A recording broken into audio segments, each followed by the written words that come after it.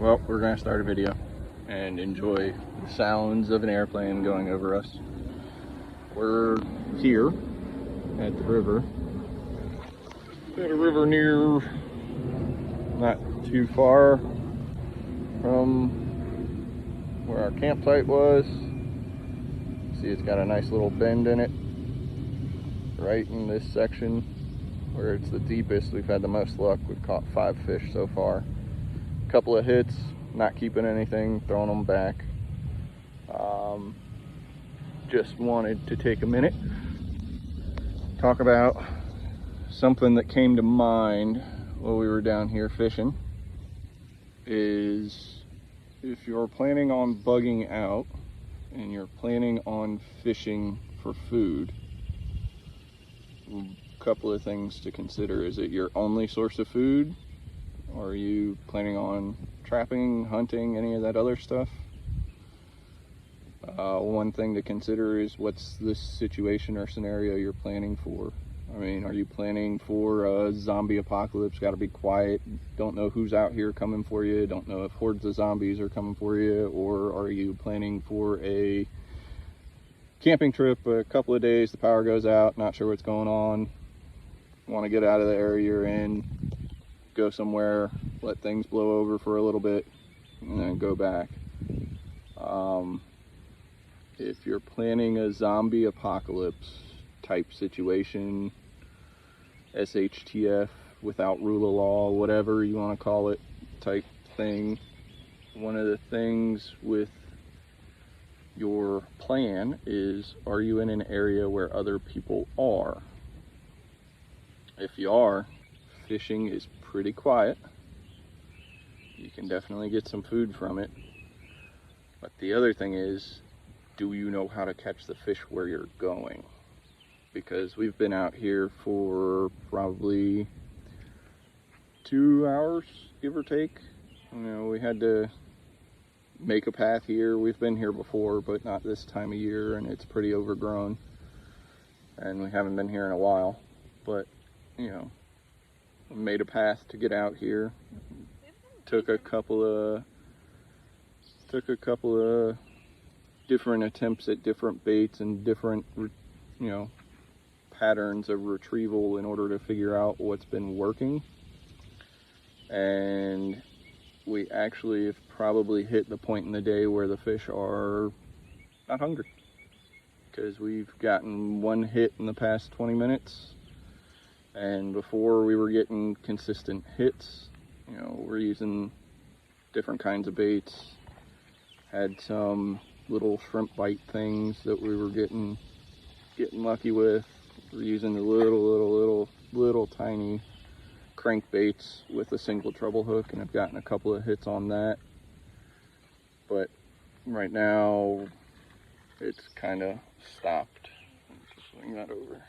So this is what I mean by little crankbait. Let's see if I can do this without him sticking me. I mean, it's little. Next to my ear, it's small. Cheap little crankbait. Pull it on. Cheap little crankbait, something small. You don't need a huge kit to store it in. I mean, Altoids 10 fishing kit would work for that size crankbait. This is what we've got them in. You can see the other sizes. A couple of just small hooks and things, some trebles. That part's way too big. A couple of things that are a little too big for sure. Biggest fish we've caught is probably 4 inches long. Maybe a quarter pound, half pound, absolute most. Not, you're gonna need to catch a couple of them to feed more than one person if your plan is to fish for food. These little rivers, freshwater river is not, at least not in the area I'm in. If you want to get to the part that's not densely populated for the river, like I said, we're probably a mile into the woods, and as you can see, there's not a whole lot around. You know, you can hear people through the trees, stuff echoing through the valley and whatnot, but it's not like there's a highway right here or walking path or anything like that. So just some things to consider if your plan is to fish. If you have a bug out location where you can fish, you should be fishing it, not necessarily eating what you're catching, because you keep the population up so that if you do have to bug out to that location, you got a little bit there. You can, obviously, there are ways to do it where you don't completely fish out the population of fish you got here in the area, but something to consider is, you know, are you out fishing or overfishing your area? You know, and the way we've been having to fish here, because the fish are, throw a bobber on a little hook, they don't want anything to do with the hook. Throw just a hook with some bait on it, that works. These little crankbaits, the ones that float, we've been doing all right with them, but we're having to basically treat it like fly fishing, and we're having to fish, you know, the probably 15 yards across the river and just let the river take it down and reel it back up the current. And just as it's coming back over the deep spots, it's been getting hit, but not always. So just something to consider, getting out there and seeing what your area is like as far as food goes. If your plan is to run into the woods and fish and hunt, not only that, look for tracks while you're out there. There are a bunch of, not just human tracks, you got all kinds of wildlife that could be out there depending on where you're at. I know in this area we've got coyotes, there have been black bears spotted. Deer? I saw 14 deer, tracks. Deer, raccoons, possum, all kinds of birds. But just something to consider, you know, how thick is the brush? Like I said, we chased as much of a deer path as we could to get down here. There were just some spots we had to clear, and my arms are feeling swinging that machete. And the legs. And, you know, somebody didn't dress for the hike out here, but that's okay.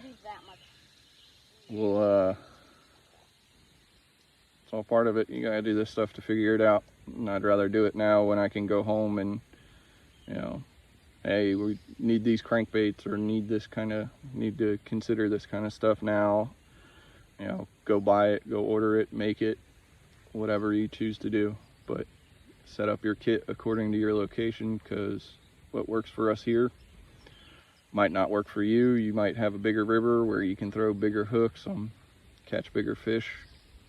But get out there, figure it out now, because once it gets squirrely, you're not going to want to be out there, and you're not going to want to be fighting everybody for the best fishing spots. Well, we're about finished up here. Have a good day. Catch you later.